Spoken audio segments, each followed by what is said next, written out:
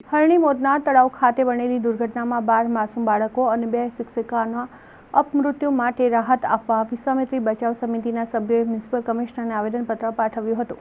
Corporation અધિકારીઓની બેદરકારીને કારણે મોરના તળાવમાં થયેલી દુર્ઘટનામાં 12 માસૂમ બાળકો મળી કુલ 14 લોકોએ જીવ ગુમાવ્યાનો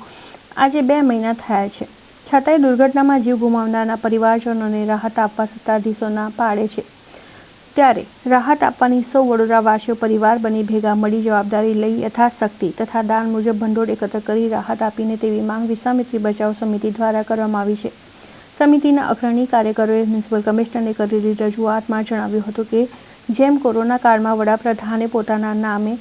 પીએમ કેર નામનું ખાનગી બેંક ખાતું ખોલીને ભંડોળ ઉઘરાવી કોરોના દર્દીઓને સારવાર અને રાહત પહોંચાડેલી,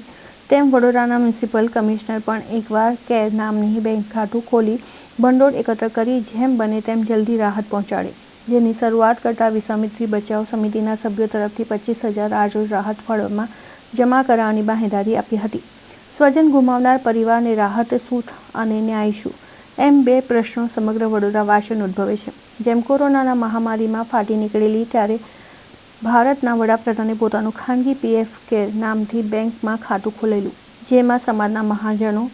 અને એનજીઓ અને ઉદ્યોગો એકમો કોન્ટ્રાક્ટરો એક ખૂબે ફાળો આપેલો હતો। વડોદરામાંથી પણ ઘણા બધા એનજીઓ અને ઉદ્યોગ એકમોએ પીએમ કેરમાં મોટી રકમ આપી હતી, જે વડાપ્રધાને કોરોના કાળમાં કામગીરીમાં વાપરેલા, તેમજ વડોદરા મ્યુનિસિપલ કોર્પોરેશન પણ વડોદરા કેર નામનું ખાનગી ખાતું ખોલાવે, જેમાં સમગ્ર સમાજના લોકો યથાશક્તિ દાન